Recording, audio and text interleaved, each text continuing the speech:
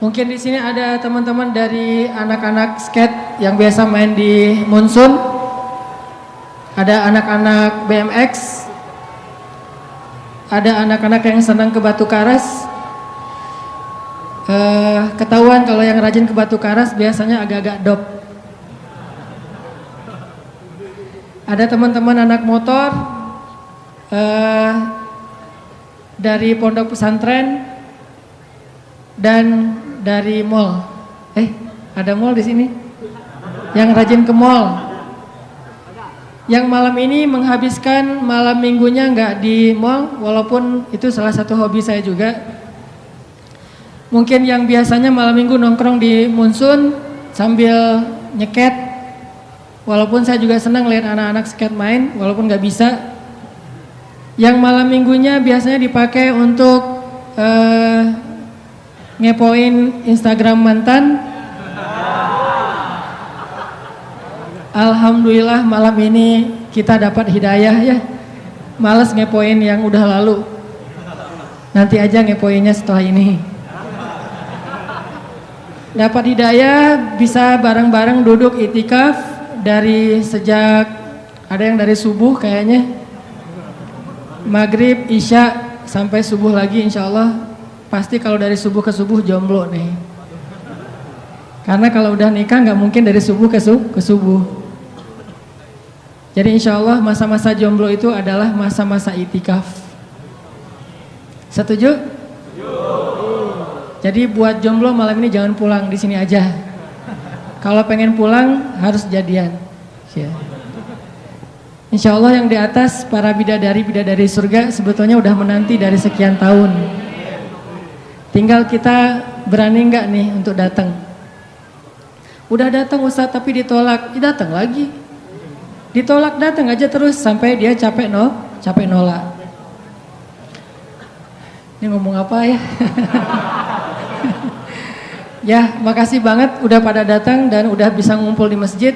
Kita coba sesekali, kalau bisa sering kali mengisi waktu mingguan dengan nongkrong di masjid. Mudah-mudahan nanti di depan masjid juga banyak kopi-kopi gratis. Jadi sambil kita nongkrong, kita bisa ngopi, kita bisa chit-chat sama teman-teman kita tentang ayat, tentang hadis, tentang hal-hal yang insya Allah bisa nambah iman. Makasih banget, saya merasa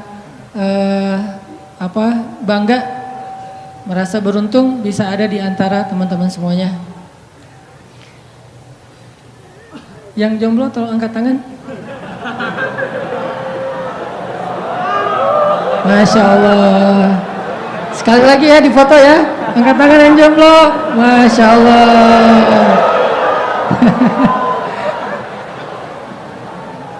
Yang udah bosan jomblo.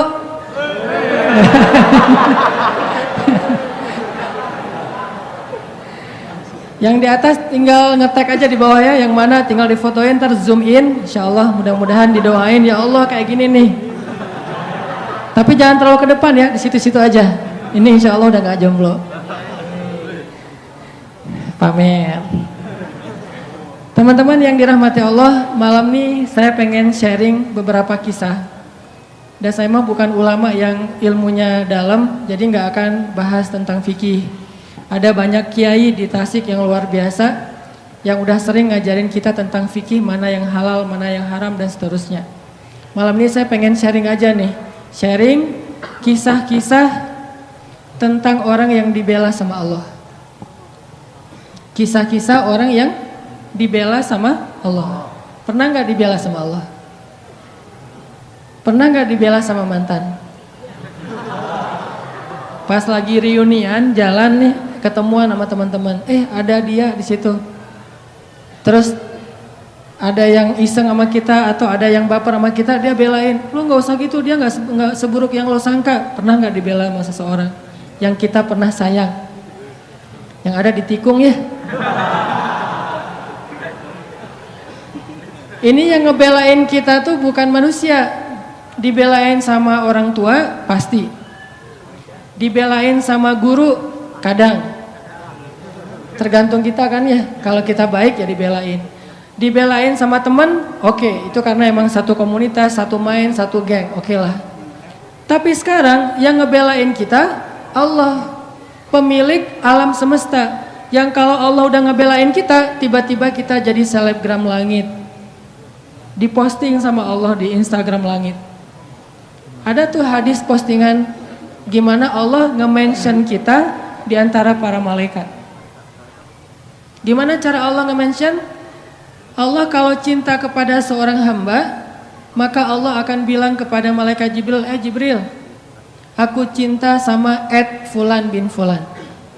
Pakai @nya, underscore. Bukan yang akun fake ya, yang beneran. Aku cinta kepada @Fulan underscore bin Fulan. Maka cintailah dia. Akhirnya Jibril langsung nge-like, langsung nge-follow orang itu. Setelah Jibril nge-follow, dia akan nge-repost. Nge-repost berita dari postingan Allah tadi kepada malaikat-malaikat lain. Dia repost, dia bikin grup di Instagramnya atau grup di WA-nya, broadcast. Apa broadcastnya? Malaikat-malaikat, Allah cinta kepada @Fulan underscore bin Fulan. Aku juga mencintainya, maka cintailah dia. Tiba-tiba semua malaikat nge-following dia. Followersnya nambahnya, statistiknya tuh naik drastis. Yang tadinya cuma 1.000-2.000 sekarang 1,3 juta. Baru juga segitu. Di follow sama para malaikat. Kalau yang nge-follownya manusia, biasa. Yang luar biasa, yang follow itu adalah istri. Jadi nggak usah banyak-banyak sampai 1,3 juta. Kalau nggak ada istri satu pun buat apa ya? Mending follower 1 istri. Instagram sepi, nggak ada postingan, karena postingan semua rahasia. Ya. Kalau ada postingan yang masih bisa dipublish, berarti statusnya masih sendiri. Begitu berdua, semua jadi di-lock, nggak bisa masuk lagi, karena sudah harus disensor. Nggak ngerti ya? Nikah dulu. Malaikat nge-following dia tuh, tiba-tiba jadi selebgram langit. Udah gitu malaikat juga semuanya pada nge-repost, masing-masing nge-repost kepada siapa? Kepada makhluk yang berada dalam tanggungan atau kerjaan malaikat. Malaikat di laut akan bilang kepada semua ikan, sesungguhnya Allah mencintai Fulan underscore bin Fulan. Jibril juga mencintainya, malaikat juga mencintainya, maka cintailah dia. Sehingga tiba-tiba seluruh hamba Allah Subhanahu wa taala kecuali jin ataupun syaitan, semuanya akan nge-follow dia dan mendoakan dia dengan doa-doa yang baik. Bahasa sosmednya semuanya bakalan nge-like. Ini orang yang dibela sama Allah. Nah, pengen gak teman-teman jadi orang yang dibela sama Allah? Dibela sama teman kan kita merasa bahagia banget ya. Oh ternyata dia bela gua gitu. Gimana yang ngebelanya? Allah. Ketika kita punya masalah sama seseorang, Allah yang akan ngedukung kita. Kata Allah, aku sama dia deh, gak sama kamu. Kita datang ke calon mertua, kita bilang, Pak, Assalamualaikum. Waalaikumsalam. Saya pengen menyampaikan niat baik. Oh ya, ada apa dek? Saya pengen menyempurnakan agama. Gimana? Saya pengen nikah. Oh bagus itu dek, dengan anak bapak. Nah itu kurang bagus dek.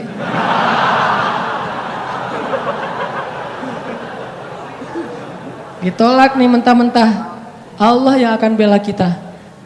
Pulang, ya Allah, dia nolak saya. Engkau maha melihat, engkau maha mengetahui.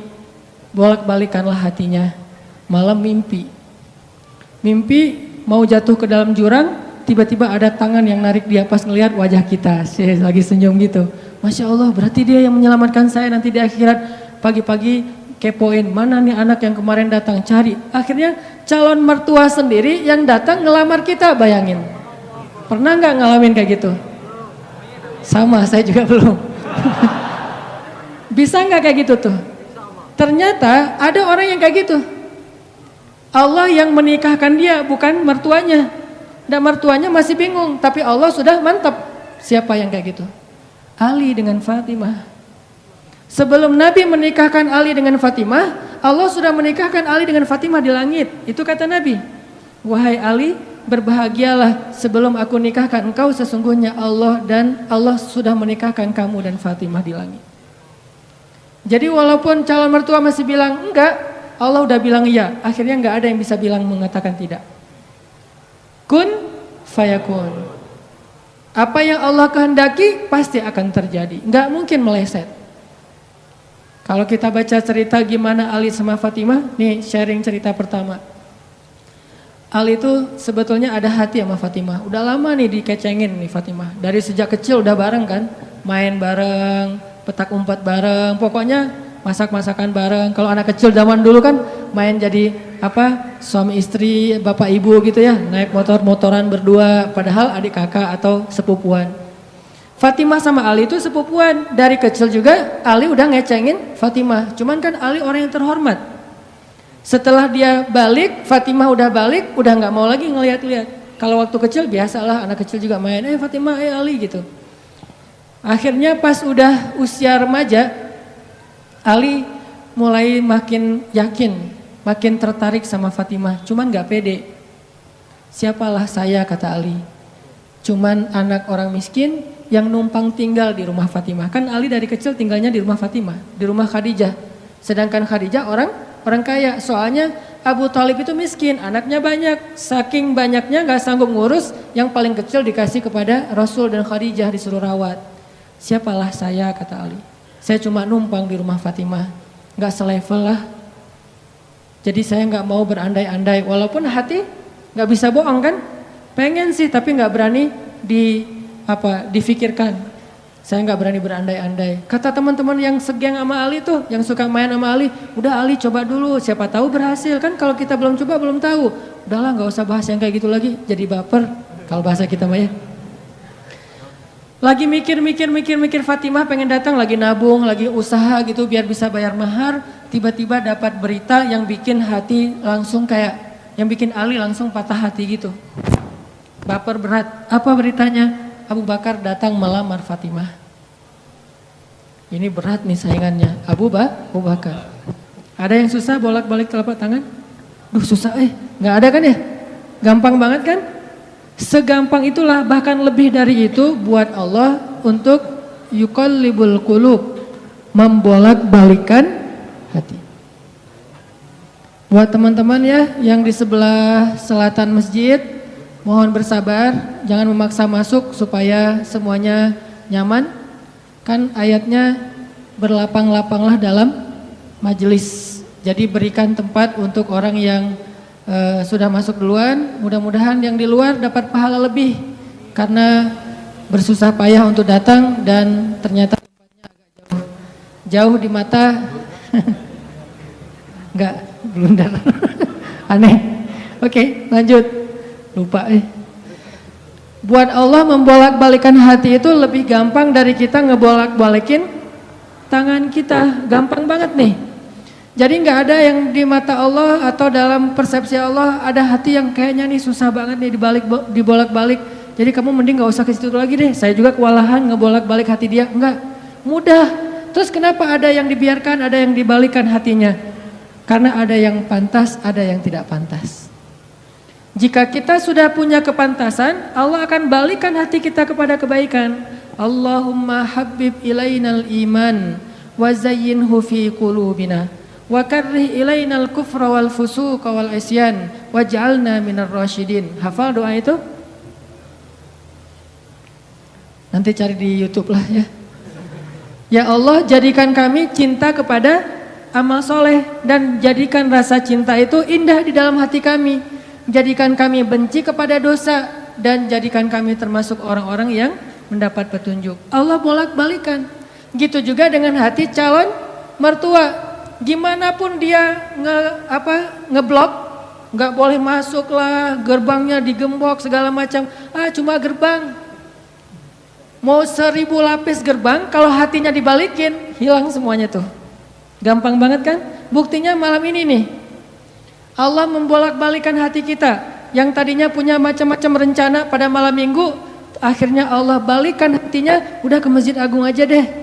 Bukan karena saya, bukan karena pemuda hijrah, bukan karena teman-teman panitia, tapi karena Allah mengikat hati kita, mengarahkan hati kita untuk bisa datang ke masjid. Sehingga ribuan anak muda tiba-tiba memakmurkan dan meramaikan majelis ilmu. Kalau di ribuan orang aja bisa Allah bolak-balikan hatinya, apalagi cuma satu orang.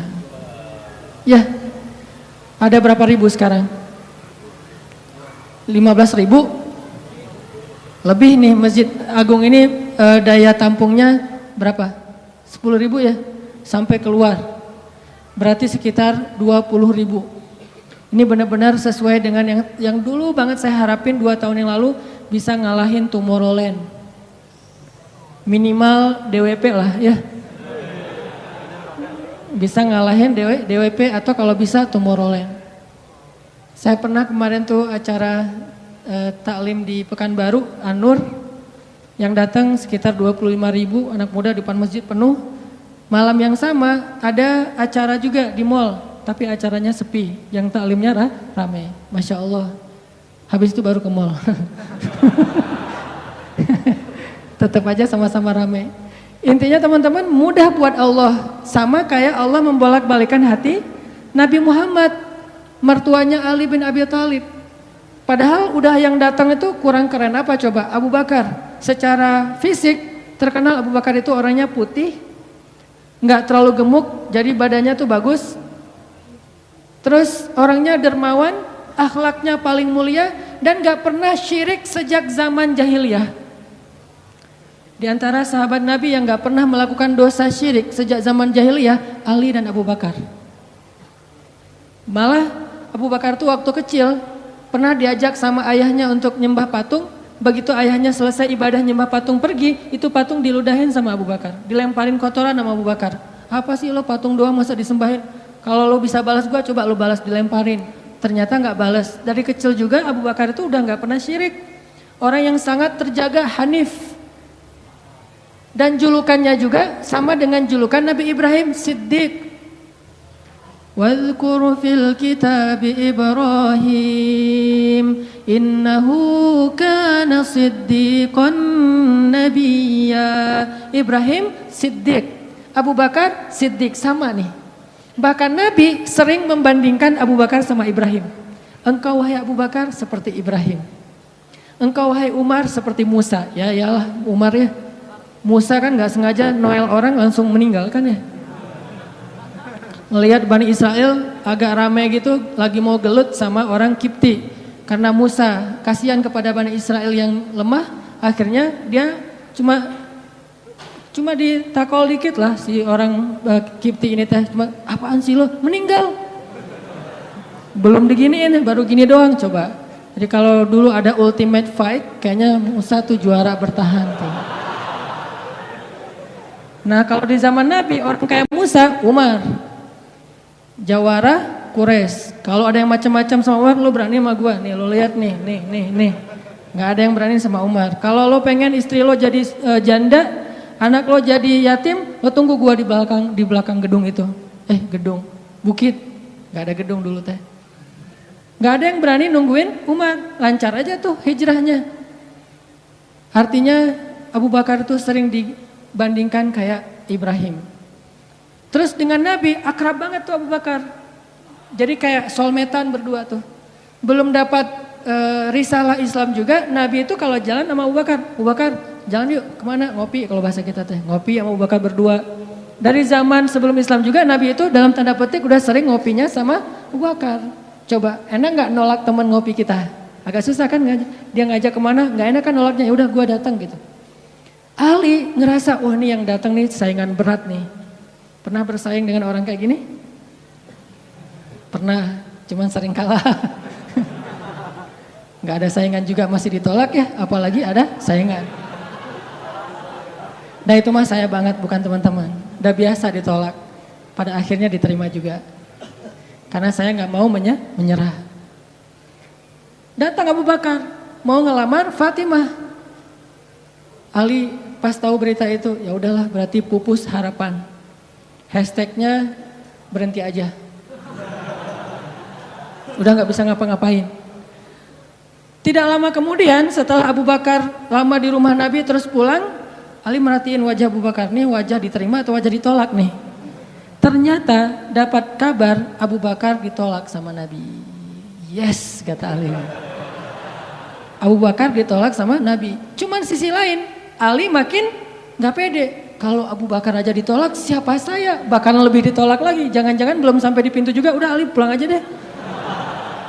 Abu Bakar aja ditolak. Yang kurang apa coba? Akhlak luar biasa, agama terbaik, bahkan umat Islam paling baik imannya tuh dan amal solehnya Abu Bakar. Gak ada tandingan lah. Mau ngelihat surganya di akhirat. Orang kaya di dunia dan kaya di akhirat tuh Abu Bakar tuh. Ada orang yang di dunia miskin, di akhirat kaya. Di akhirat miskin, di dunia kaya. Kalau Abu Bakar, dunia akhirat kaya. Surganya Abu Bakar tuh dikelilingin sama Jibril. Jadi Jibril lagi pengen ngukur surganya Abu Bakar. Terbang setahun. Udah setahun terbang, itu baru di pinggirnya surga Abu Bakar. Belum sampai ke tengah. Padahal Jibril itu kecepatannya lebih tinggi daripada kecepatan cahaya. Bayangin, udah setahun perjalanan cahaya baru di pinggir surganya Abu Bakar. Belum juga masuk, belum sampai ke alun-alunnya surga Abu Bakar. Baru juga perbatasan coba. Kurang apa Abu Bakar? Ditolak sama Nabi. Duh, makin gak pede, kata Ali. Cuma gak pakai, bukan orang Sunda soalnya. Gak lama kemudian datang lagi.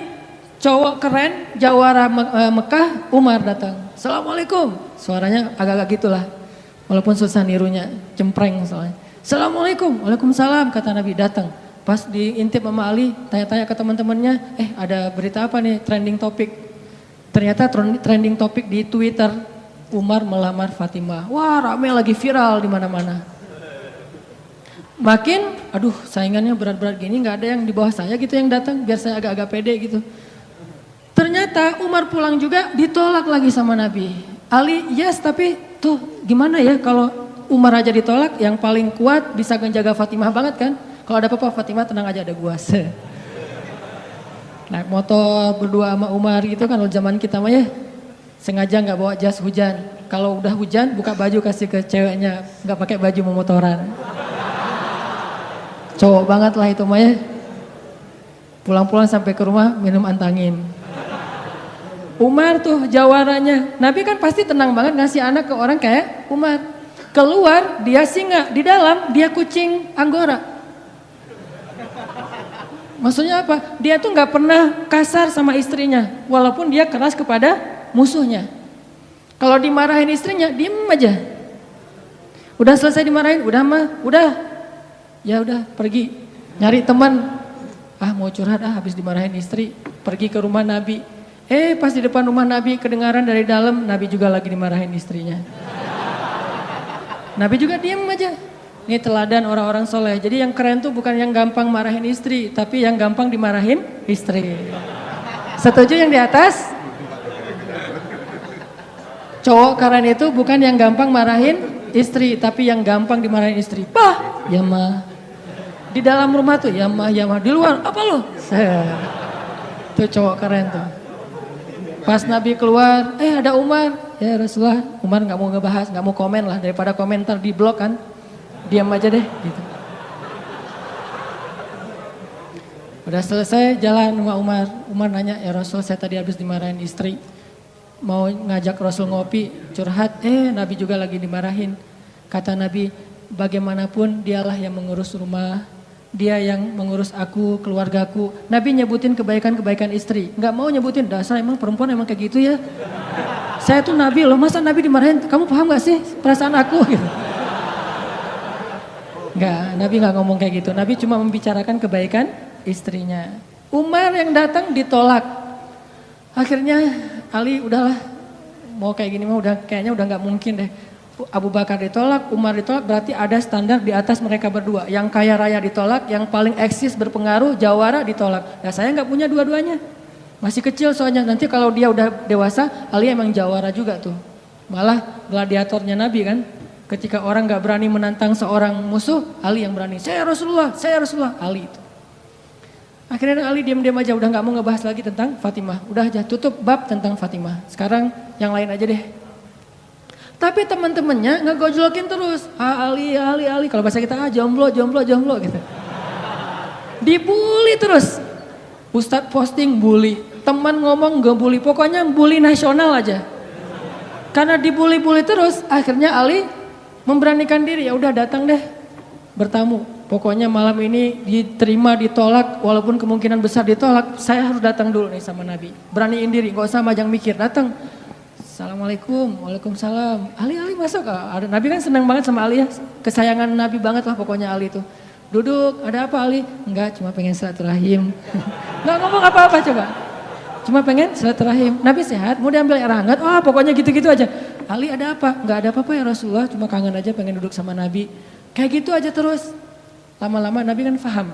Dan Allah yang kasih wahyu. Ali, kamu gimana sama Fatimah? Langsung, Fatimah. Kebayang gak sih perasaan kita tuh sama orang yang kita kayak udah ngeklik banget, udah habis-habisan, pokoknya kalau gak dia saya mending gak usah nikah deh, gitu ya. Kalau gak dia mending saya jomblo aja seumur hidup. Kalau gak dia mending saya bunuh diri aja. Udah gitu bunuh dirinya gak mati lagi kesangkut di tiang listrik. Ali itu udah, hatinya tuh udah kena banget sama Fatimah dan itu karena Allah yang mengikat hati mereka berdua. Pas Nabi bilang gitu, Ali langsung curhat. Ya Rasul, ya saya pengen. Tapi saya nggak punya apa-apa. Kata Rasul, kamu punya apa? Saya di rumah tuh cuma punya 3 barang. 1 pedang, 1 onta, 1 baju besi. Nggak punya emas, nggak punya apapun. Kata Nabi, kalau pedang kamu butuh untuk berperang. Onta kamu butuh untuk mengangkut air. Ya udah deh baju besi aja, bawa ke sini baju besinya. Untuk jadi mahar buat Fatimah. Beneran Rasul baju besi? Itu bajunya besi loh Rasulullah, bukan yang tangan kayak gitu apa cincin. Gak apa-apa kata Rasulullah. Keluar Ali, Allahu Akbar, Allahu Akbar. Orang-orang pada heboh. Langsung muncul lagi trending topik hashtag Ali diterima. Coba kata Nabi, wahai Ali, bergembiralah, berbahagialah. Sesungguhnya sebelum aku menerima kamu, Allah sudah menikahkan kamu dengan Fatimah di langit.